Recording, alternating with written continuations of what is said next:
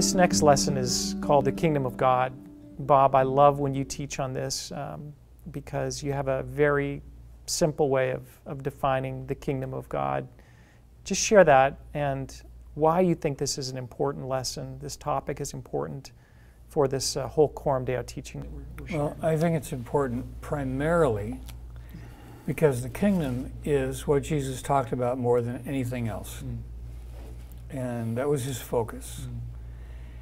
And I think Jesus made it very clear what the kingdom was in the prayer that Jesus, the only prayer that Jesus taught his disciples to pray. Thy kingdom come, how? Thy will be done. The kingdom is where God's will is done. The kingdom is perfectly present in heaven. Why? Not because God is there, he's here too.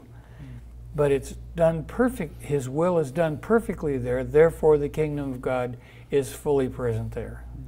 And the kingdom is fully is present in my life to the degree that God's will is done in my life.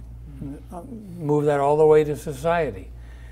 The kingdom of God is present in society to the degree that God's will is done in society. We want to see the kingdom come? Pretty simple.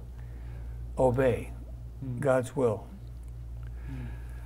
You know, all three of us teach this, and all three of us are passionate about this. Scott, why do you like to teach this? What is it that grabs you about this lesson? I think for me, you know, growing up as a young Christian in my teenage years in college, this was always, it was kind of a black box. What is the kingdom of God? It wasn't taught much from the pulpit, and so I didn't think about it very much. When I finally realized kind of what you were saying, Bob, just how much Jesus taught on this, and I began to look into what is the kingdom of God? What is this concept? What is this message of the kingdom?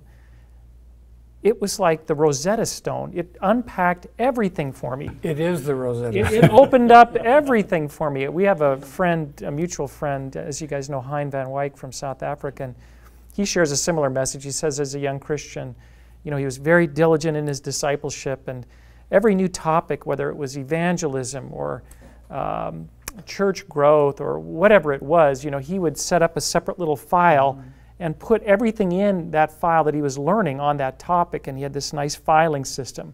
And then he started learning about the kingdom of God, so he set up a file called the kingdom of God, and he said after a while I realized that didn't work because the kingdom of God was the whole filing system.